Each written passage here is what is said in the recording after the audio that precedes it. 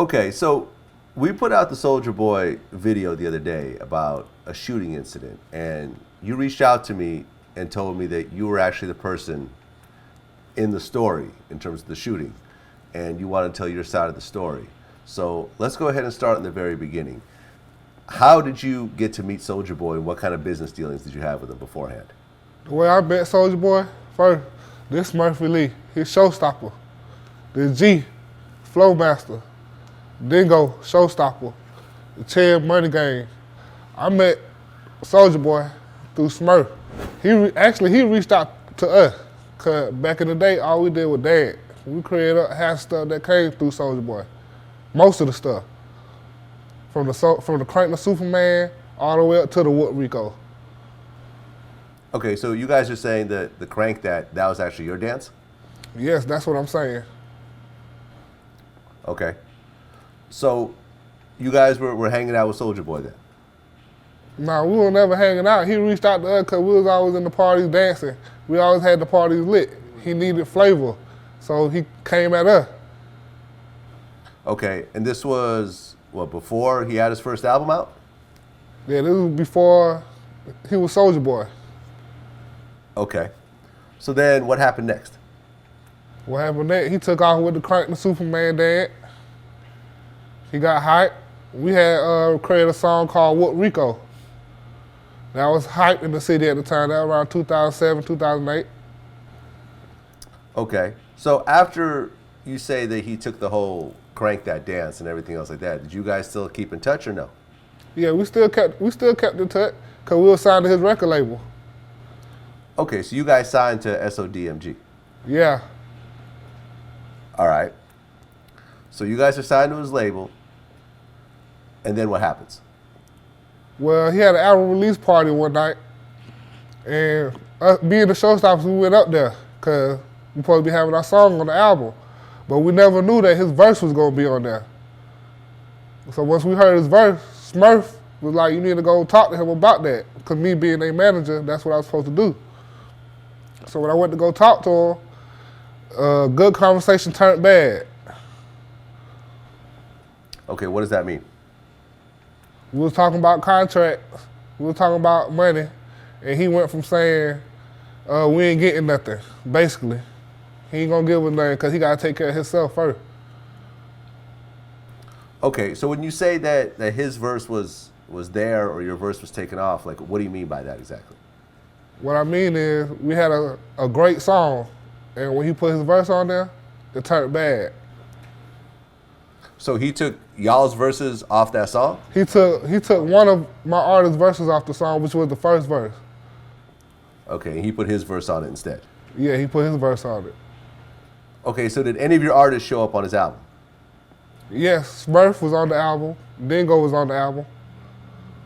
Okay, so you guys were on the album, but just not that one particular song? Yeah, we're on the album with Rico, with the song Wood Rico. Okay. So you get into the conversation with Soldier Boy, and he tells you y'all ain't getting nothing. Yeah, basically. And that pissed me off for him to be able to even tell me that to my face. Okay, so when he told you that, what happened next? I slapped him. Okay. Open hand? Open hand. All right, so then what happened?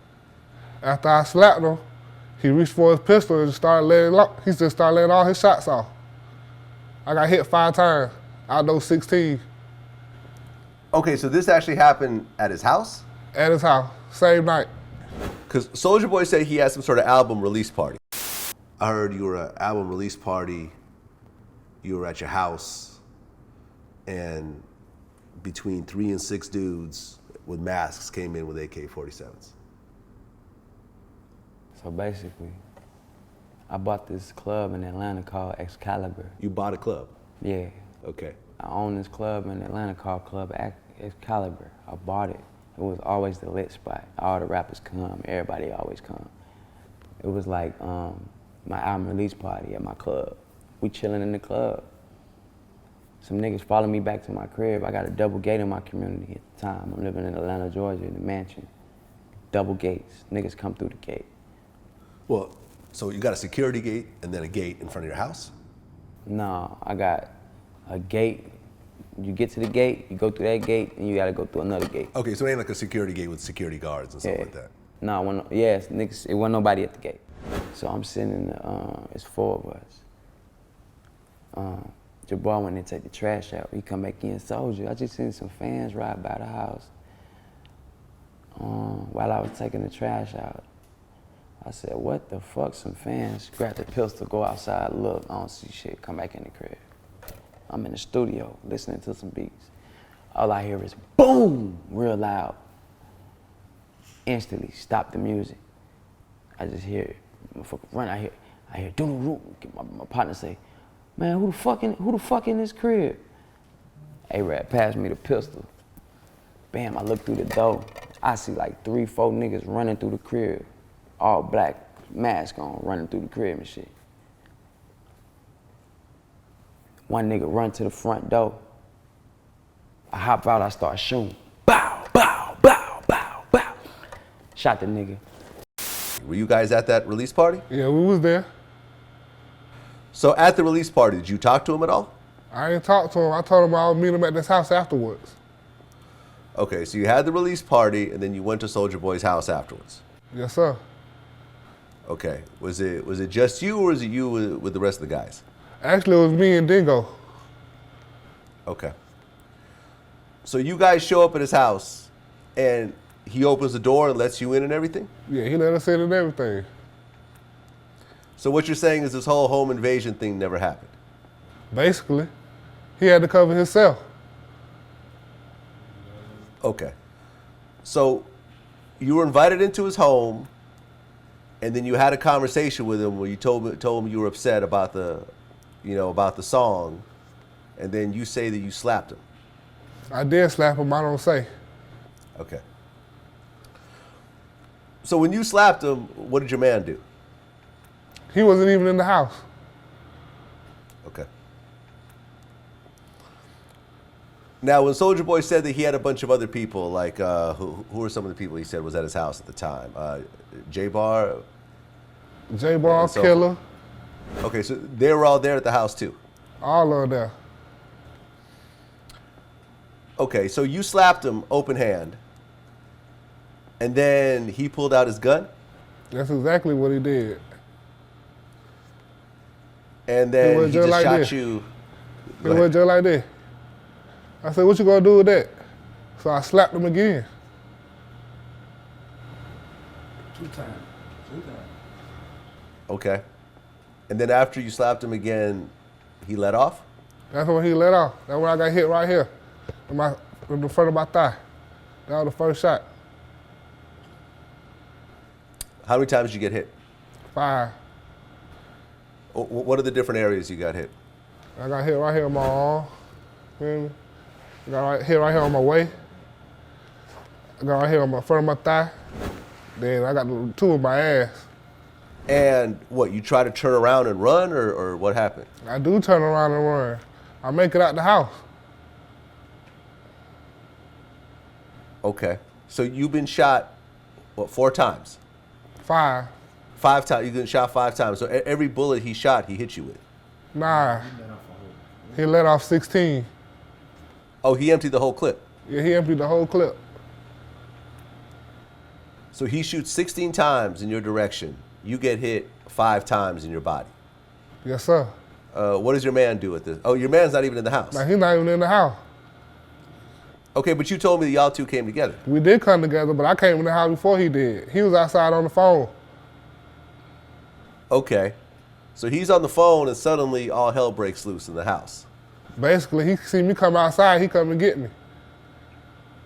What about all the other guys at Soulja Boy's house? Well, what did they start doing at this point? They took off. They took off. I really wasn't even paying no attention to them. I was worried about myself. Right. So you get hit 5 times. You run outside. You see your man out there. What happens next? We leave. I'm unconscious at that time. Okay. And so what, he takes you in the car and what, takes you to the hospital? Yeah. I woke up in Grady. Okay. When you woke up, How bad was it? How bad was it? It was real bad because I was handcuffed to the bed and I didn't know why. Oh, so you were actually arrested at that point? No, I was just handcuffed, so I wouldn't go nowhere. Okay, because the police are trying to figure out what happened? Yeah. So you wake up handcuffed to the bed. At that point, did they already pull the bullets out of you? I believe so. I still had a bullet left in me in my arm, but most of the bullets in my lower part of my body was out. Okay, so they operated on you while you were unconscious. Yeah. Okay. So they pull all the bullets, most of the bullets out of you. You're handcuffed to the bed. You're fucked up because you've just been shot 5 times. What happens next? Did the police come in and question you, or? But yeah, police come in and question me, all that. They really had no real evidence or no home invasion, so they let me go home. 2 weeks later, they came and picked me up. So they unhandcuff you. Does the hospital keep you for a while, or do they release Yeah, you right away? I was in the hospital for a couple days. Okay. So then a couple days later, you get released from the hospital. Yeah. What happens next? I go home. Then, probably 3 days after they released me from the hospital, they came and got a statement from me. Then after they came, I left. I came to the east side. I went to my baby mama house at that moment. Well, when the police asked you for a statement, what did you tell them? I told him I ain't did what he said. I told him I went there for a meeting. I told him I went in there to go talk about my business. And he tripped out. So you told them the Soulja Boy shot you? Yeah, I told him that. They thought it was a joke. Why would they think that it's a joke? Because obviously you've been shot. I don't know. So the police ask you who shot you. You told them Soulja Boy shot you. And you're saying that they didn't pursue the case? Nah, I told them Soulja Boy shot me, and they came and locked me up. You got locked up. Yeah, I got locked up. Cause he said For what? he said I tried to rob him. So you're saying the Soulja Boy told the police that you tried to rob him, that's why he shot you? Yeah, that was the reason. Okay, so that's 2 sides of the story that the police are hearing, and both sides don't match up with one another. So how does the police figure out what the next step is? They don't figure out what the next step is. I just sit in county for 9 months and take a plea. So before you took the plea, what were they charging you with? I was charged with armed robbery, false imprisonment, kidnapping, possession of a firearm with a convicted felon, possession of a firearm, commission of a crime, aggravated assault. But when you were at Soulja Boy's house, did you have a gun on you? No. So all these charges that you're naming right now, how are you getting these charges if what you're saying none of them are matching up? Those are charges that they threw on me all because of what he said. So it was your word against his at that point. Basically, I think money talk. That's what I think. So you got a bunch of charges on you at this point. Yeah. Look, How much, if you had blown trial, how many years were you facing? I was facing 25 to life. 25 to life. So you were basically looking at the rest of your life in prison. Basically. How do you go from 25 to life? Okay, so hold on, before I even get into that. They're telling you you're facing 25 to life. Then what kind of plea deals are they offering you? They offered me a 15 do 10. Then they offered me a 7 do 3. Then they offered me a 10 do 1.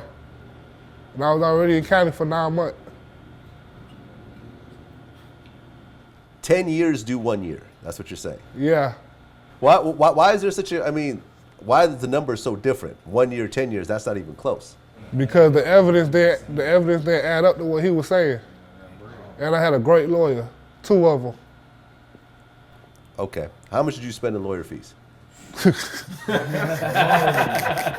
money than we had at the time. I spent $30,000 on Brian Steele, and I spent $20,000 on Derek Wright. Okay, so you spent $50,000 defending yourself. Yeah. Okay, so that $50,000 took you from 25 to life to 1 year. Better than nothing. With 9 months served, which really meant you had to stay in jail for 3 more months. Yeah. I mean, that sounds like a pretty good deal right there. That's a great deal if you ask me, instead of taking it to trial. Yeah, I mean, I guess this is why you spent a lot of money on lawyers right there. So, you take the plea deal, I assume. Yeah. So you stay in county for 3 more months, or they transfer you to? I went down to the state road. prison? I went to Powder. Okay. So you spent 3 more months in a real prison, Yeah. as opposed to county. Okay, and then 3 months later you get out. Yeah. Since that time, did you ever try to reach out to Soulja Boy? I'm saying, I ain't gonna lie, I have, but I don't get no response. Okay. So, after the incident happened, there were these videos that started to come out, and there's like these dudes in like these black hoods with guns, you know, breaking down the whole Soulja Boy robbery situation and so forth. Clearly, you know about this. Yeah, I know all about that. That was hilarious to me. Okay, did y'all have anything to do with that? Nah, not at all.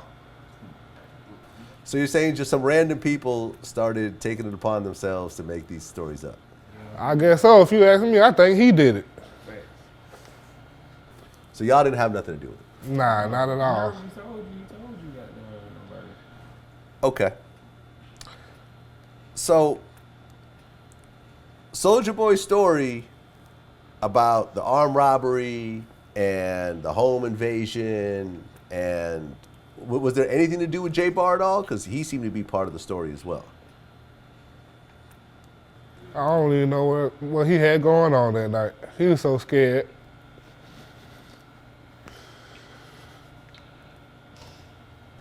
Well, so essentially what you're saying is based on what you're telling me, it's a completely different story than, because, you know, when he did the interview with me, this wasn't the first time that he talked about that incident. He had talked about it on a couple other occasions. Yeah. I'm right here, man. I ain't went nowhere. You been talking about I'm dead? Nah, I'm right here.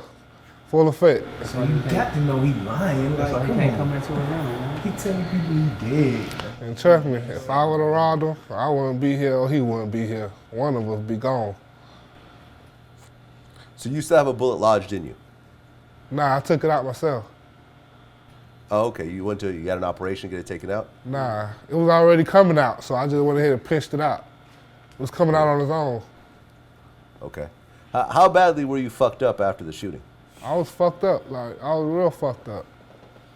What, were you in a wheelchair? I couldn't walk. Okay. How long were you in a wheelchair until you were able to walk again? Shit, I was walking after probably, I say, a week and a half. I was walking before they picked me up to go to county. All right, so Mike Dingo, you went with Droop to Soulja Boy's house.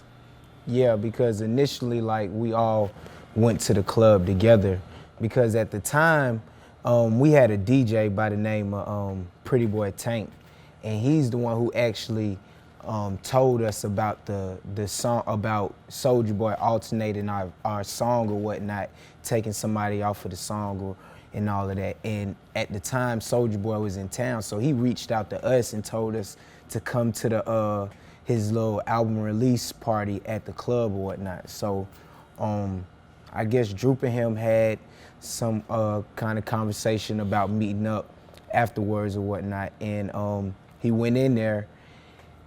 From what I saw, I was in the car with a little female or whatnot. And from what I saw, I just saw Droop come out the front door. I saw they Hummer, at the time he had a Hummer, it left the scene or whatnot, and I just saw Droop laying on the floor. So then I went and I helped Droop up, got him to the hospital, and at the time, like, I'm frantic. I don't know what's going on because I just see my boy come out the house, they gone, everything is like discombobulated. I take him, and then that's when I find out or whatnot that they had that like what he had told the police and all that.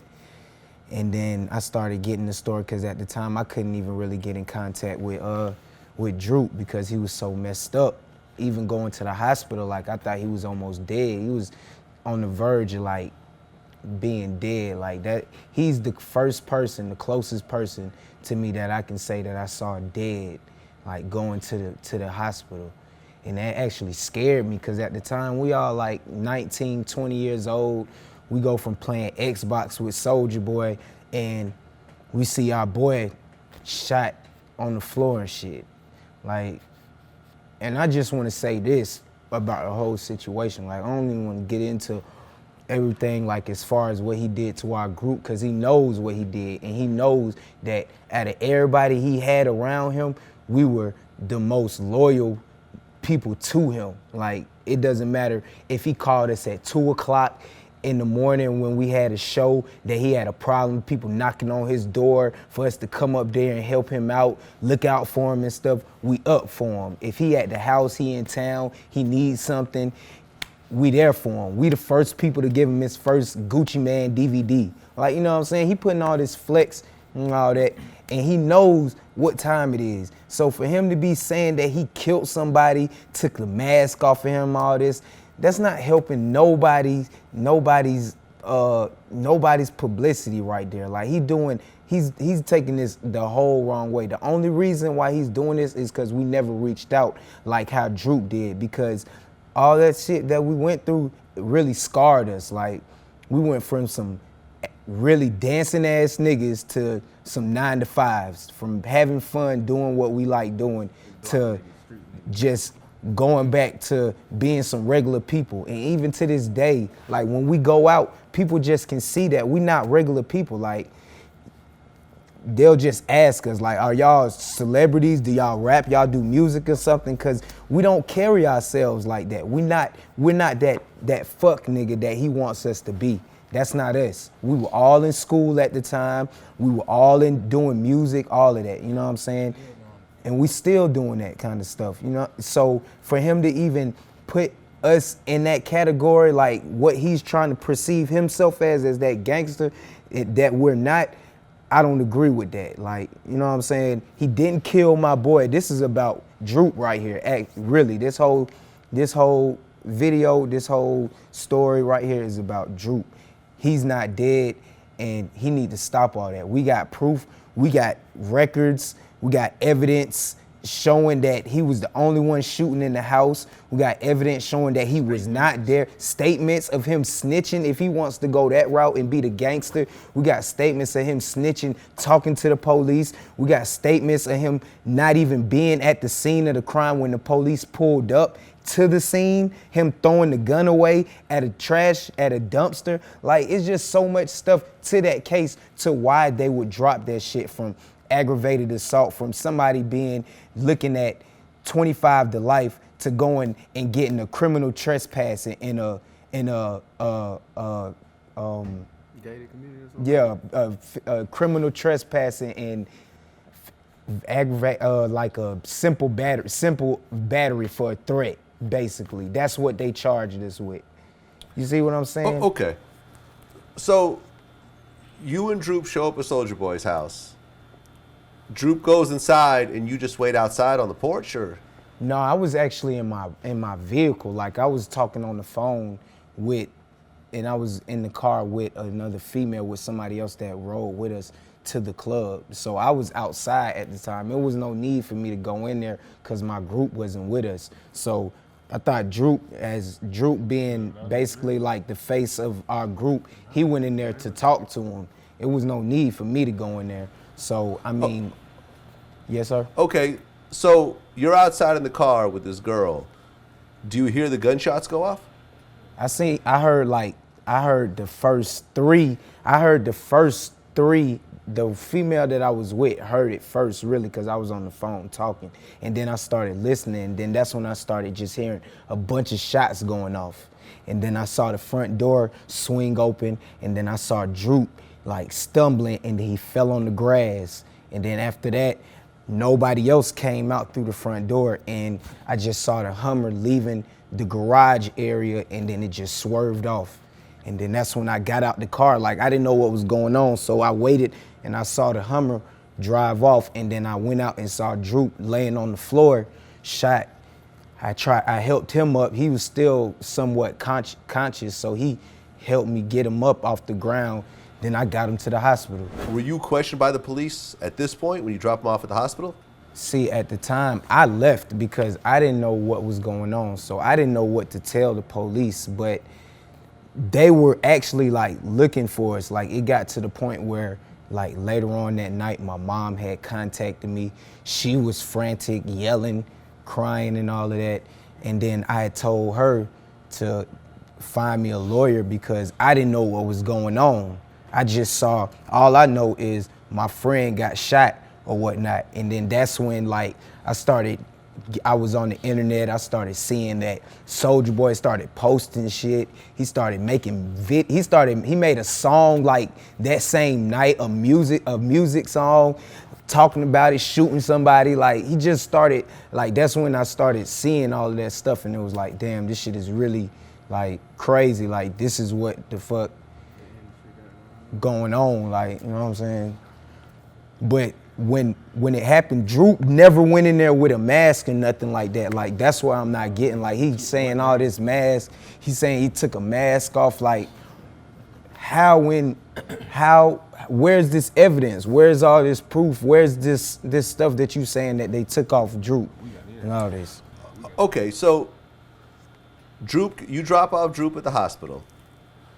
He gets handcuffed by the police. The police start looking for you because you're somehow involved in this whole situation. You get a lawyer, and what, you turn yourself into the police? Yes, sir. I went in, I talked to them. They interviewed me or whatnot, and I left.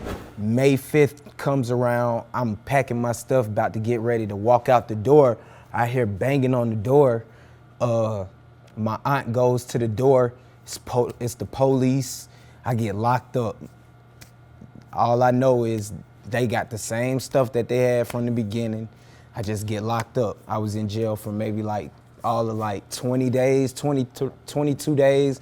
They gave me a bond of like $100,000.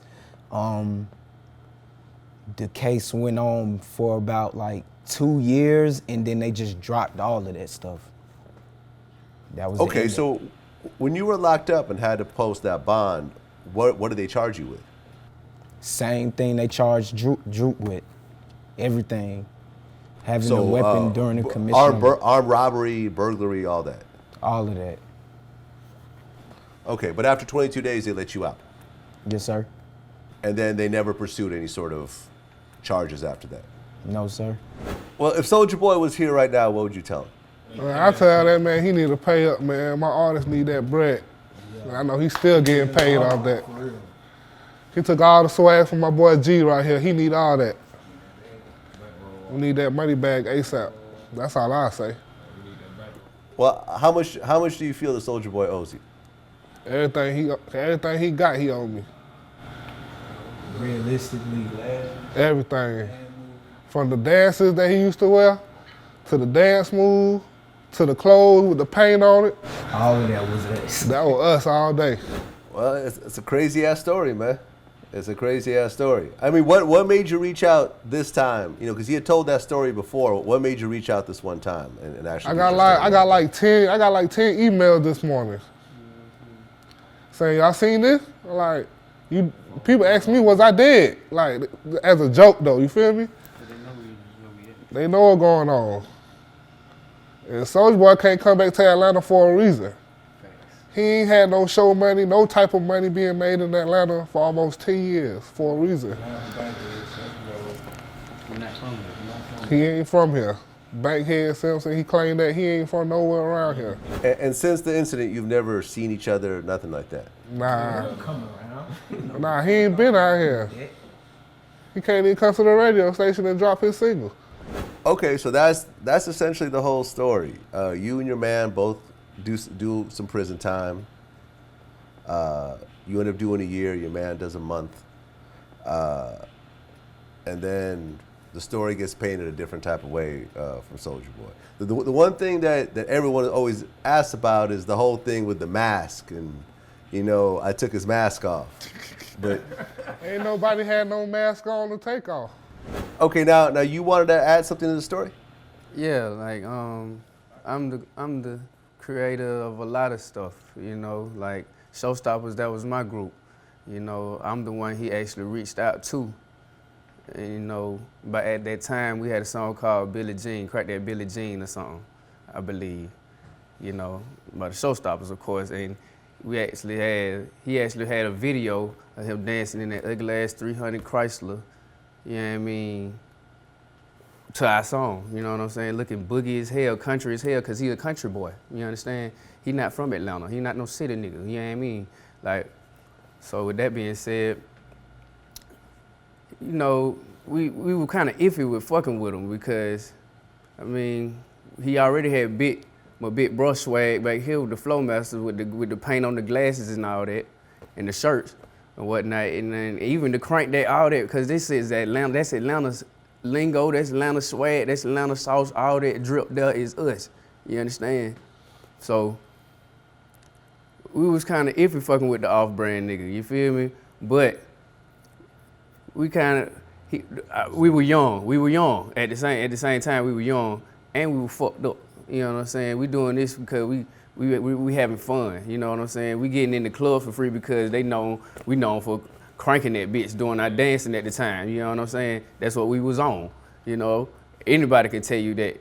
Parlay, lean with it, rock with it, walk it out. DJ all them videos, all them little videos back then. Crank that yank, all them. Lil Jon, Snap Your Fingers, all that back then, that was us. If it wasn't the Showstoppers, it was the Flow Masters. If it wasn't the Flow Masters, it was the Showstoppers. Facts. Showtime ENT. You understand? That was just what going on. I still got this on my hand, man. Showtime on my hand, man. You feel me?